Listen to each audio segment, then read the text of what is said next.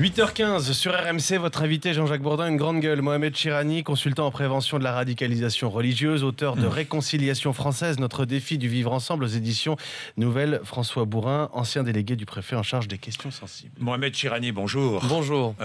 Avant de revenir sur les propos de Manuel Valls, je voudrais vous lire une réaction venue d'un auteur, réalisateur de cinéma, de télévision et de théâtre belge, qui en a assez qu'après chaque attaque terroriste qui frappe l'Europe, Paris, Bruxelles, eh bien, il en a assez de répondre à des questions que certaines personnes, pas forcément bien intentionnées, posent. Après chaque attentat, donc, mais pourquoi les musulmans ne descendent pas dans la rue pour se désolidariser de ces actes? Et il répond, il dit, pourquoi ? Parce que nous sommes en train de conduire les taxis qui ramènent gratuitement la population chez elle. Parce que nous sommes en train de soigner les blessés dans les hôpitaux après les attentats. Parce que nous conduisons les ambulances qui filent comme des étoiles sur nos routes pour essayer de sauver ce qu'il reste de vie en nous. Parce que nous sommes à la réception des hôtels qui accueillent les badauds gratuitement. Parce que nous conduisons les bus, les trams et les métros afin que la vie continue, même blessés. Parce que nous sommes toujours à la recherche des criminels sous notre habit de policiers, d'enquêteurs, de magistrats. Parce que nous pleurons nos disparus aussi. Parce que nous ne sommes pas plus épargnés, parce que nous sommes doublement, triplement meurtris, parce qu'une même croyance a engendré le bourreau et la victime, parce que nous sommes groggy, perdus et que nous essayons de comprendre, parce que nous avons passé la nuit sur le pas de notre porte à attendre un être qui ne reviendra plus, parce que nous comptons nos morts, parce que nous sommes en deuil, le reste n'est que silence. Très très très belle citation que je mettrai aussi sur mon post Facebook, parce qu'il l'avait posté sur Facebook, et je rajouterai: et aussi, on prend des risques et on dénonce le terrorisme au péril de notre vie. Et j'ai écrit d'ailleurs une tribune dans le Huffington Post où je relève le défi lancé par Daesh, un débat théologique pour réfuter leur argumentaire terroriste.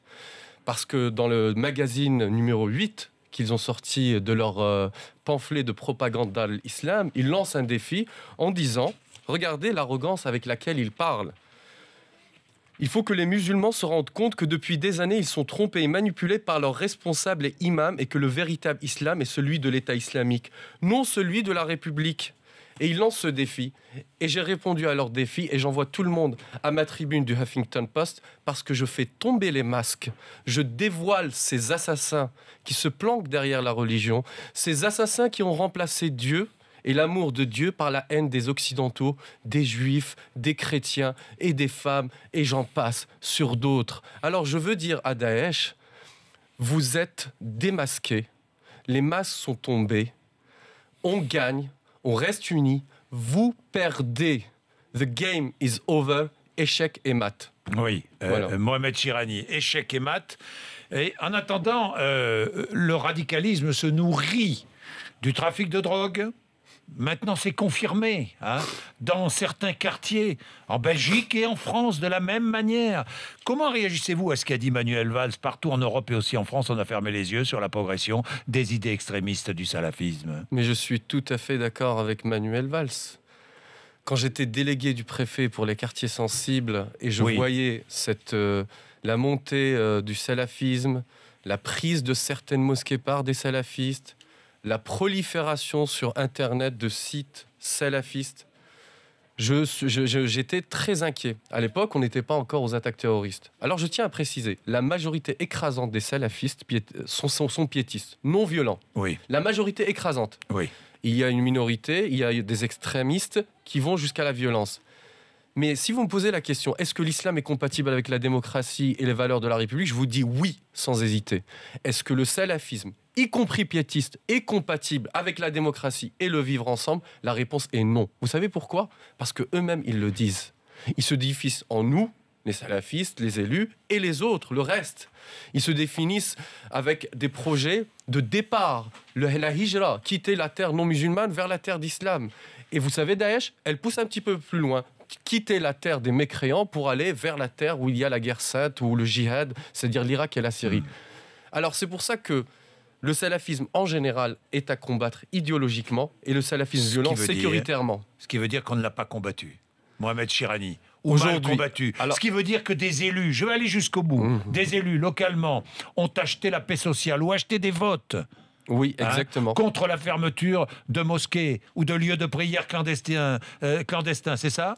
C'est ça, et c'est parce qu'à un moment, ce n'était pas considéré comme une priorité parce que on n'a pas eu les attentats de Charlie, il n'y avait pas les attentats de novembre, donc on laissait faire. Mais en fait, c'était quelqu'un qui connaît comment fonctionne l'idéologie salafiste. Par exemple, on a vu récemment des vidéos d'animams qui parlaient de musique, de danse, de dessin. Comment voulez-vous que des jeunes grandissent normalement dans ce pays si on leur dit qu'ils ne peuvent pas écouter de musique, qu'ils ne peuvent pas dessiner, qu'ils ne peuvent pas danser, que l'islam c'est une liste d'interdits? C'est ça qui cause problème dans l'espace public en fait. Vous dites regardons la réalité. 1300 jeunes Français sont partis en Syrie, environ 500 Belges. Ils parlent la même langue. D'ailleurs, oui, c'est ce que j'ai dit hier sur le plateau de BFM TV. Oui. Ce que je dis, ce sont des terroristes francophones. Hein. Les terroristes francophones ont fait fusion. Oui.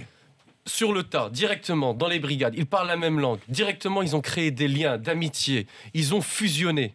Ils n'ont pas attendu des votes de loi, la rencontre perpétuité réelle ou pas oui, réelle, exactement. Ils ne se sont pas masturbés intellectuellement. Oui.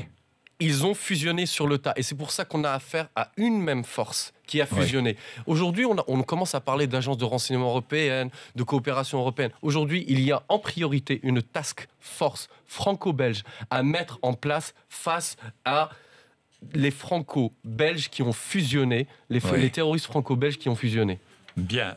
La guerre idéologique, c'est ce qu'il y a de plus important, Mohamed. Oui, bien sûr. Et d'ailleurs, il y a 3 jours, on avait été réunis à Place Beauvau par le ministre de l'Intérieur Cazeneuve et le Premier ministre Valls, les responsables de l'islam de France, pour travailler sur le discours contre-radical.